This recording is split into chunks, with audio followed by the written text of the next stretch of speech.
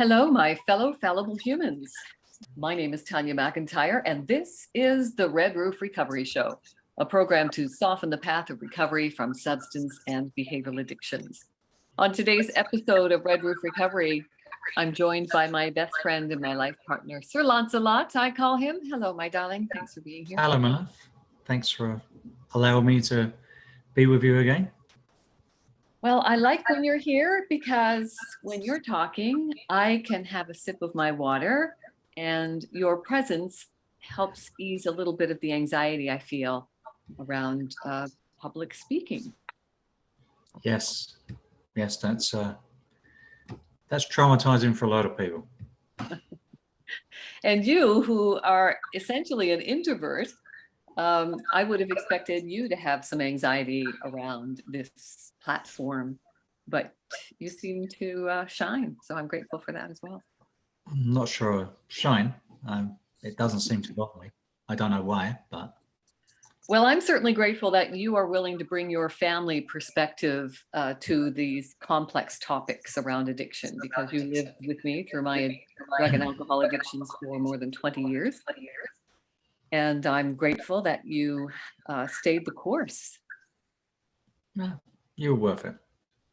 Oh, well, thank you. It took me a long time to get to a place where I believe I am worth it. So thanks for that. So what are we talking about? We talked last week about trauma and its connection. Yeah, so last time we spoke about the trauma and how it's a main driver.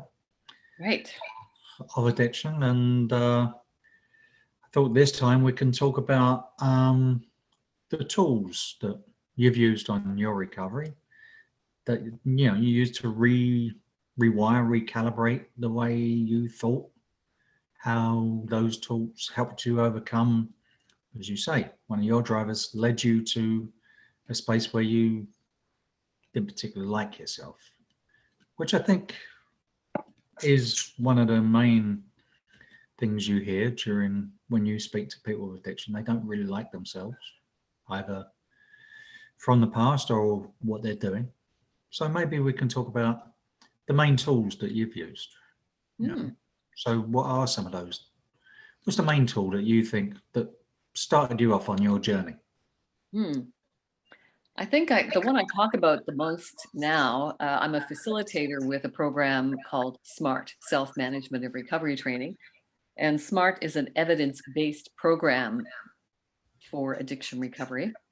And what I've learned in SMART, a few things actually, which is why I'm still with them several years later, because it has sustained my recovery. So my recovery journey started, as you know, in 2009 when I checked myself into a 30-day rehab. That seems to be the main model of recovery, is that there is a minimum stay of 30 days in a dorm-like facility. And the model of recovery is generally the 12-step program of Alcoholics Anonymous. So I am indoctrinated by 12 steps. You'll often hear me say, AA saved my life and SMART gave me my life back. I went in search of another program because in AA, I was relapsing every year. And a lot of that I hid from you. What was happening in 12 steps, I love the peer support. I still go to 12-step meetings. And a lot of my peers were not returning from their relapses. And I knew it was just going to be a matter of time before I didn't return from one of mine. So I went in search of an alternative that I could bring to my community that might help me from relapsing and help my peers who were looking for something else as well. And the pickings were slim when I went looking in 2018. SMART resonated with me for a couple of reasons. It was founded by doctors, and it was founded in 1994 in a place called Mentor, Ohio. And mentorship has always been quite relevant to my life. So I started into SMART, and it resonated with me. It's cognitive therapy, cognitive being thinking. The premise being that if we can change the way we think, we can change the way we behave. So that made sense to me. And one of the main things that I embraced right away is that SMART discourages the use of labels, because in 12-step meetings, of course, when you're going around the circle to share, I was used to saying, hi, my name is Tanya and I'm an addict, or hi, I'm Tanya and I'm an alcoholic. In SMART, we're not encouraged to use labels because we are not our addictions. And I like that. So now when I go to 12-step meetings, I say, hi, I'm Tanya, and I'm grateful to have another day free from drug and alcohol addictions. And that does a couple of things for me. It makes me feel better. And it often opens up a conversation with somebody after the meeting. They'll come over and say, I noticed that you didn't say that, you are an alcoholic or an addict. And then I can talk about my experience with cognitive therapy, with SMART, and how well it's working for me. I'm very passionate about this, as you know, which is why I'm now a certified facilitator with SMART. I host several meetings every week. My vocation now is working with people and their family members who are struggling with addictions. I love it. I'm finally loving what I do. And the tools, there's hundreds of tools that we can use in recovery. The key, another great acronym, keep educating yourself. The key is to find something that works for you, because my addiction is different than your, whoever's addiction. We're all different animals. And Totally even agree. for you, right? I mean, you're not addicted to anything. And I think, wow, you're so lucky. But, I mean, obviously there's lots of people who can go out and have a few drinks and not drink for days and weeks and months at a time. I find that fascinating. I used to find it fascinating when I see somebody get up from a dining room table and leave some wine in their glass. It's like, oh, look, there's wine left. Yeah. How can anybody walk away from wine left in their glass? I have never done that in my life. Yeah, it's the old joke, isn't it? What do you do with leftover wine? What's leftover wine? Right, exactly. So, I love your perspective, the fact that as a family member, I talk to family members all the time. The most difficult thing for them to hear when they say, what can I do to help my loved one who's struggling in addiction? There's nothing you can do to help. What you have to do is help yourself, which is not what family members want to hear, right? They don't think it's about them, but it is. It's about self-care. No, it's because everyone wants to help their loved one. Absolutely. And tell them that the only thing you can really do is to look after yourself. So hopefully your loved one gets to the point where they want to stop their addictive behaviors and it, which, as you all know, isn't a smooth path. It is not. And I think you were helpful just because of your personality. You tend to be calm centered to begin with, and probably not very expressive around your emotions, which probably was more helpful because you weren't offering me ultimatums, you weren't confronting me very much. And there's definitely a mode of communication that is more helpful around dealing with people who are struggling with addictions. In the family and friends component of SMART, they do special meetings for family and friends, and they talk about various tools that family members can use when communicating with their loved ones who are challenged with addictions. And there is a specific way, a communication skill that can be used that can often help people struggling with addiction seek recovery sooner than later. And I don't know if you and I have ever talked about it, sweetheart. It's the PIUS. Yes. Positive I statements, understanding, sharing. The PIUS template. And if you're listening in and you want to have a copy of that template, just please email me at redroofrecovery@gmail.com, and I'm happy to send you that. It's really helpful to plan your conversation beforehand. And even if you can find somebody to role play conversations with you, I'm also happy to do that with you. It's very effective when you can learn to modify your communication for more effectiveness. Okay. So I think going down the family thing is food for another show, but this show is all about the tools. The tools I went down the other rabbit hole, sorry. You went round down the other rabbit hole, which isn't unusual. So let's talk about, you came out of the recovery center Mhm. in 2009 and started to relapse. So as you say, it saved your life. I remember going to Seville and meeting you in the driveway of the facility, and I thought, I've got my wife back. You were sparkly-eyed and vivacious that I hadn't seen in a number of years. And then, life gets in the way and you had your relapses. And as you say, you found smart recovery, something that works for you. Not going to work for everyone, but worked for you. So when you started smart and you delved into your past trauma, which was obviously one of the main drivers that took you down the addiction path. Mhm. What was the first tool that you used to become aware of, should we say? What was driving your addictions?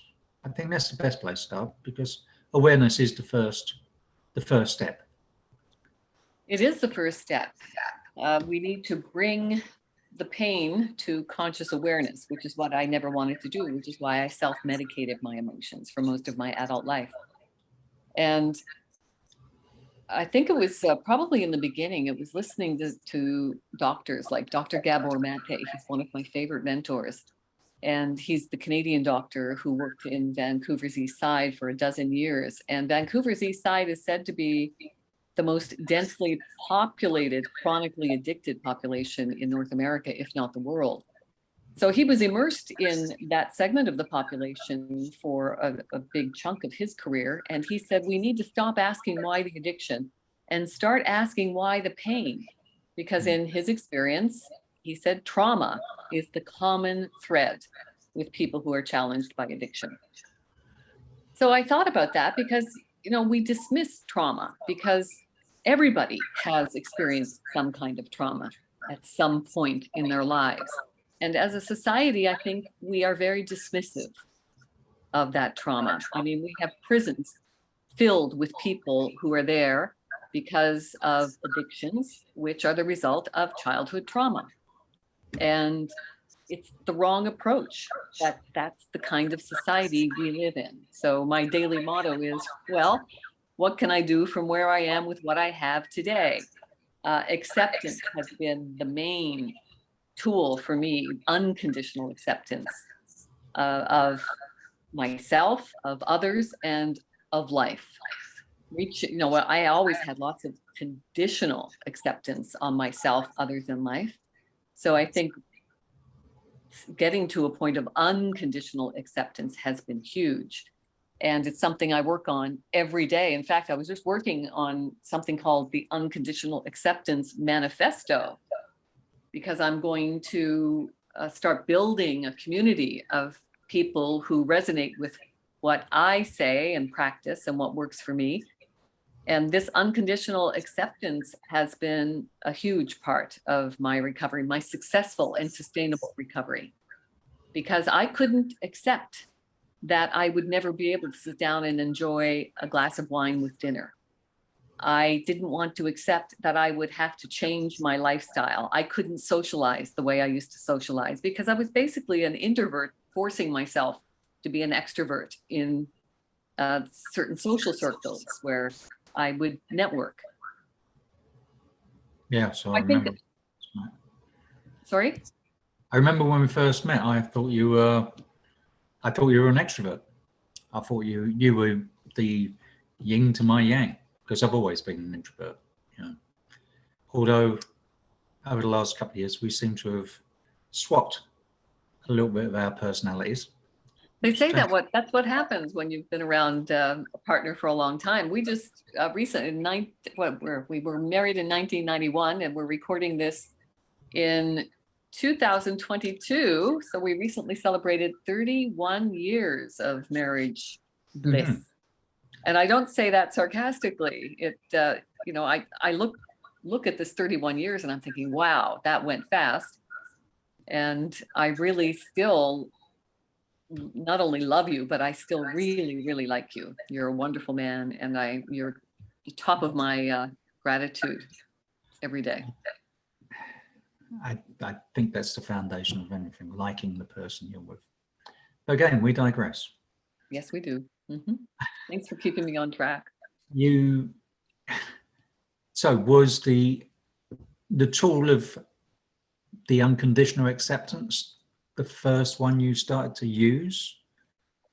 No, I think the first one I started to use was the cost benefit analysis. I had to start looking at what were the benefits to my addiction. And until I really took a good, long, hard look at what the benefits were for me continuing to drink and drug, and then to look at the costs of those addictions, and then the bottom quadrant of that exercise is to then look at the costs of not using and the benefits of not using. So it's a 4-block quadrant exercise that you can get at the smartrecovery.org website. You just go into the toolbox, the resources, you click on resources and then down to the toolbox, and it's the CBA, cost benefit analysis. And we even use that with you, hun, for you to decide to retire sooner than later. You can use it for any major decision that you're struggling with.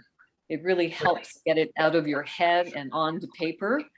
So you can, that's what rational emotive behavior therapy that's taught in places like SMART. Rational emotive behavior therapy teaches me to direct rational analysis inward instead of directing retribution outward, which is what I used to do. As you know, you were the recipient of a lot of my retribution, and I apologize for that profusely. But I was full of rage and anger. It was what people have to understand is that your retributions and your sometimes volatile personality, you shouldn't apologize for that. It was my decision to stay within the relationship. I could have walked out at any time. So you're apologizing for something that you did that was, the result was beyond your control. Well, thanks for that, sweetheart, but I was the only one in control of my thoughts, my stuff. I could have left at any time when I thought you'd overstepped the mark. And I didn't, because I thought you was worth it. But what I'd like to talk about, because this certainly seems strange to me when you first brought it up, that there would be any benefit, and I would imagine a lot of people would think, benefits to an addiction. Like that just seems like an oxymoron to most people, I'd imagine. You know, when you say you do a cost benefit analysis, now, should we say a person without any, well, we all have small addictions, but most of them are not, should we say, life threatening or altering. You know, everyone has their little foibles. But to have an alcohol addiction or a drug addiction or a gambling addiction, should we say, something that can be totally life-changing and life-threatening. To say there's a benefit to it would seem to the person standing on the outside as benefit. What benefit? Well, if there wasn't a benefit, why would we do it? I mean, most people who are struggling with addictions are very intelligent people. So definitely there's benefits to it. Let me read you a few of mine. Yeah, please do. I mean, that'd be good. So it lowered inhibitions. It relieved my anxiety and stress. It was relaxing, soothing, comforting. It was like a warm, soft hug. It got me high. It gave me a sense of control. It filled an emotional void. It helped me escape reality. I felt free. It was occasionally fun. It felt good. It broke the monotony of life. It was a social lubricant. It let the vice grips off my personality. So those are some of the benefits. And then we're encouraged to go down the list again and mark them as long-term or short-term benefits. And of course, the whole list is a short-term benefit, right? It only existed as long as I was drunk or high. Mm-hmm. And then the costs of using.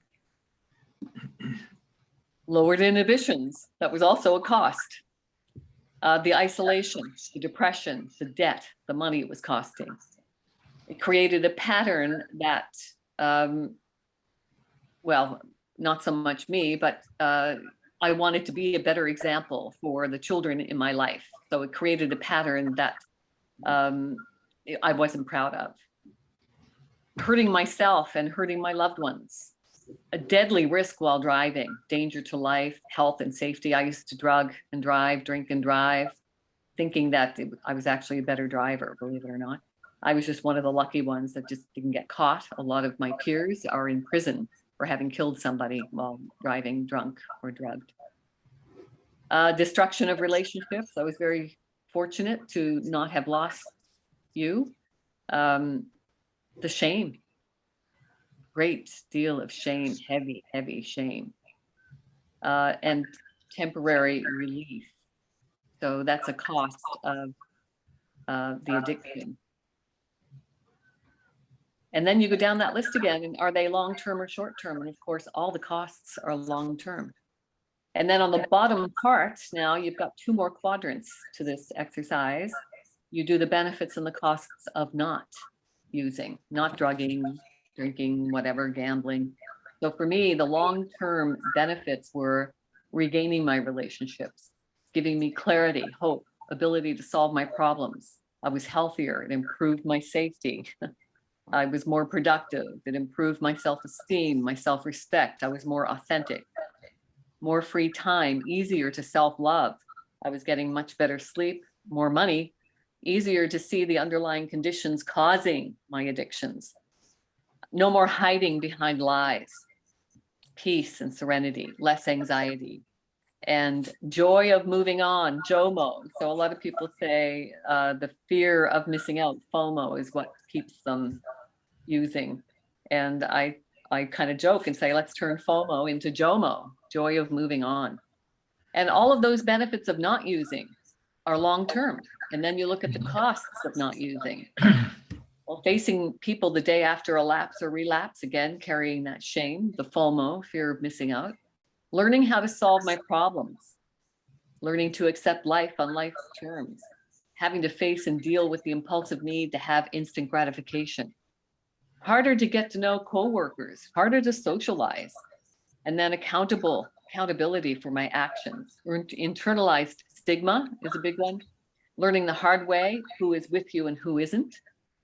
And then all of those costs, of course, are short-term.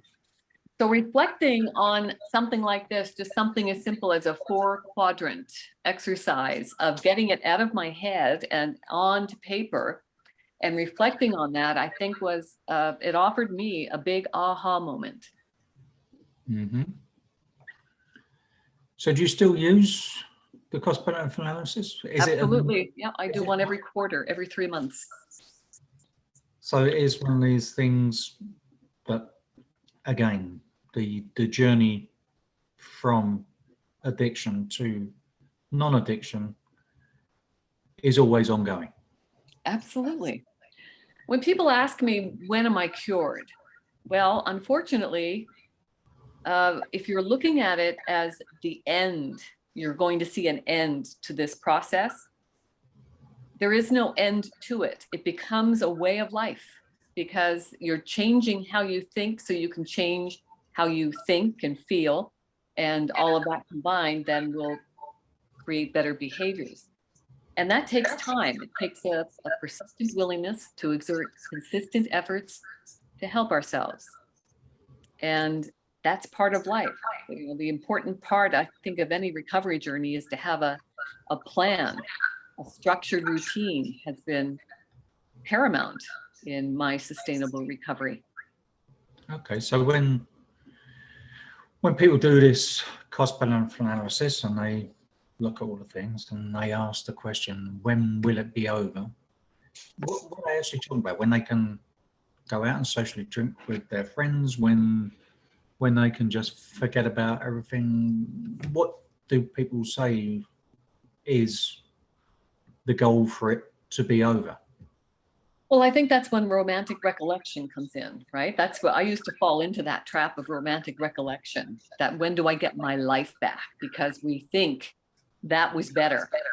for some reason. That's why the cost benefit analysis is a good reflection, a reminder of, no, those benefits were all short-term, and look at the costs that it took for those short-term benefits. It was short-lived, it's temporary, and this is just romantic recollection. It's irrational thought patterns, which is what rational emotive behavior therapy teaches us to do, is to look at your thoughts, question, analyze, and you're reprogramming, you're recalibrating this chemical organ. This brain is a chemical organ that functions on about 80 different chemicals. And our job, the thing that we have working for us, is that it's the neuroplasticity of our brain. We can literally reprogram it, but it takes patience, practice, and persistence. And it takes a persistent willingness to exert consistent efforts to help ourselves, where we systematically apply and reapply the tools that we find that work for us, right? That's the key. You need to find something that works for you, something you're going to do every day. Recovery doesn't take long. It doesn't take 30 days. It doesn't take 60 days. It doesn't take 90 days in a rehab. It takes a persistent willingness to exert consistent efforts to help yourself. And that just takes time and consistency, practice, patience, and persistence, because you are retraining your subconscious mind. 95% of our behaviors come from our subconscious mind. Only 5% of our behavior comes from our conscious mind. So we bring things to conscious awareness. We repeat the process because we are recalibrating our subconscious mind, so that then that becomes the more helpful thought patterns will then become your default mode of thinking, which is the recalibrating, the reprogramming. And it's easy. It's easy, and it doesn't take a long time. It takes 10 minutes a day of persistent willingness to exert consistent efforts to help yourself. Well, I think giving up takes a second. To say, I'm not going to do this anymore, and I'm determined to give up something, whatever it is that split second when you say, I've had enough of doing this.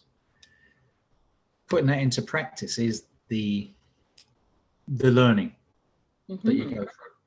Using tools like, as you say, you started off with the CBA. I think a lot of the, I can remember when I used to work on the tools and then went into management. And every now and again, I would go out and do a job on the shop floor. And people used to ask me why. And I used to tell them it was to remind me that I wasn't as good as I thought I was, and it takes a lot longer than I thought it does now. Because we all have that in our head that, things were easier, things were better, things were nicer, or on the other hand, things were worse, and you should pick up a drink because of that, or you can do it now because it wasn't as bad as you think. I think everyone's brain does that for whatever reason. Humans are fascinating. We sure are. We are fallible as well. So that unconditional self-acceptance piece, I think, is huge. Thank you, my darling husband. Thank you for being by my side. I love you. Okay, so we're gonna have to go through what next on the tools on the next show. We will. It goes fast, doesn't it? It certainly does. And thank you for being here with us, spending 30 minutes of your time to learn about the different tools of recovery, because there are literally hundreds of tools to choose from. The key is to find what works for you, and the key is to keep educating yourself. Please, if you've gotten something helpful from this, share it with your friends. Come back and support us every week. And if you need any help at all, reach out to me at redroofrecovery@gmail.com. My wish for you is to always live well, laugh often, love always, stay positive, and be mindful. Be gentle with yourself. May the force be with you, and remember, you are the force.